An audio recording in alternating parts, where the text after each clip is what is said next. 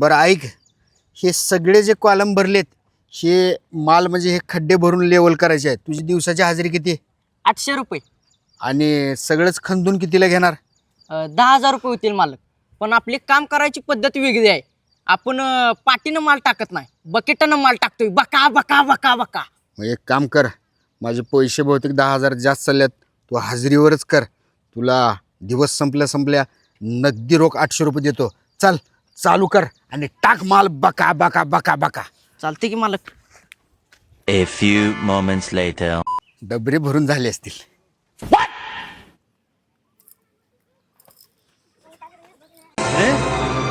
क्या?